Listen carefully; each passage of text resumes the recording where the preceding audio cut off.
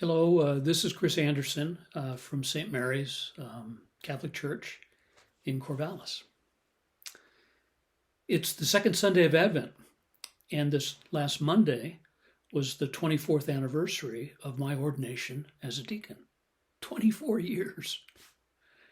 And all week I've been thinking about my friend, Father Matt. Father Matt was an elderly priest who retired to Corvallis and helped out in the parish now and then a few years ago. He was a kind and gentle man, a man of real faith, and I very much admired the way he handled his Parkinson's disease as it got worse and worse. Early on, when I invited him to lunch at a Vietnamese restaurant in town, his hands shook so hard it took him forever to eat. He'd pick up a forkful of noodles and he'd aim them at his mouth. And then most of them would slide off the tines of the fork and he'd have to start all over again. But he kept at it. And he didn't seem to mind. It didn't seem to embarrass him at all. And we had a nice, long lunch.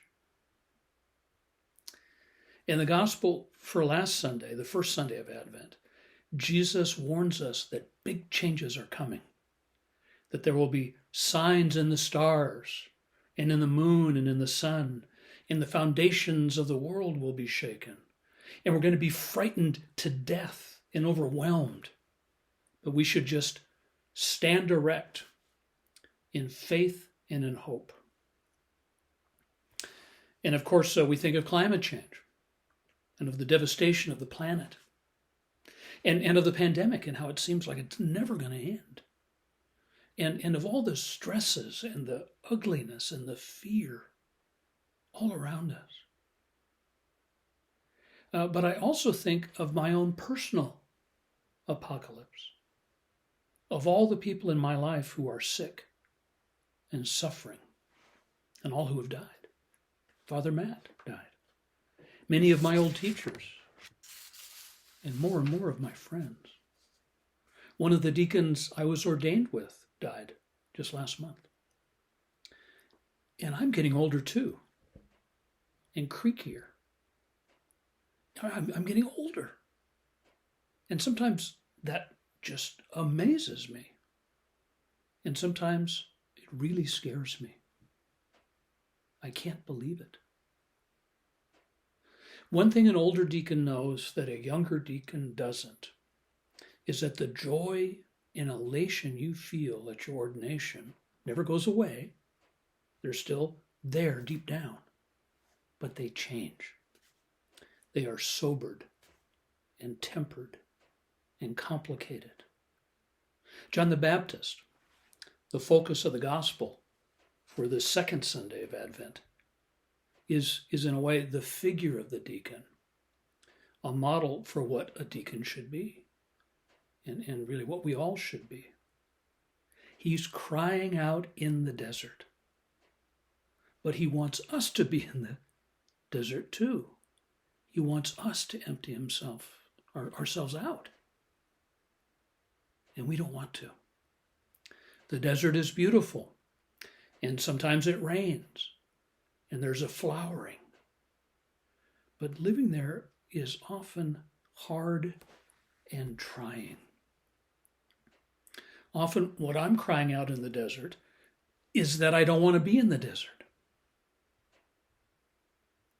I'm so grateful for my ordination. It continues to give me this deeper joy. Next to my marriage and to my children, it's the most important thing in my life. But what an older deacon knows that a younger deacon doesn't is that sometimes you just don't feel like being a deacon.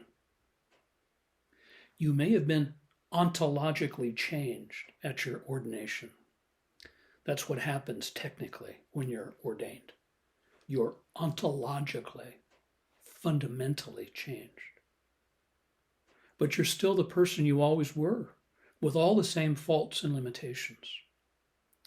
And sometimes you just don't feel like you have the love you're supposed to have and that the situation requires. You just don't have it in you. You just can't handle it. And you're right. You can't. The love you need comes from the Spirit. It comes from Christ through the Spirit. And every day, you just have to pray for that. We all do. Every day, we just have to ask God for that directly, as St. Paul does in that wonderful prayer he offers for the people of Philippi, that their love may increase evermore. I'll never forget one moment with Father Matt at one of his last masses. I was serving as his deacon, standing beside him at the altar, and he started to tip over backwards.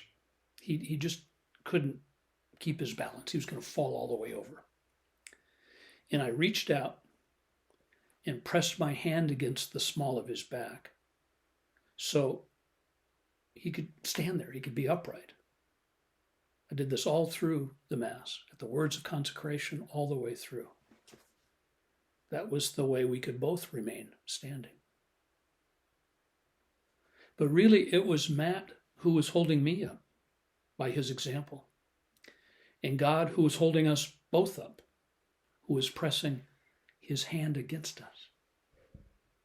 Matt was a quiet, gentle John the Baptist, crying out from the wilderness of his old age and his Parkinson's.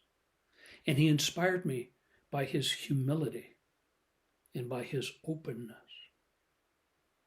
But it wasn't his doing any more than it was mine, that the bread and wine became the body and blood. Make holy, therefore, these gifts, he prayed, that they may become for us the body and blood of our Lord Jesus Christ. It's the Spirit that makes the gifts holy, from the Father and through the Son. It's the love and kindness of our Lord Jesus Christ. That's what truly feeds us.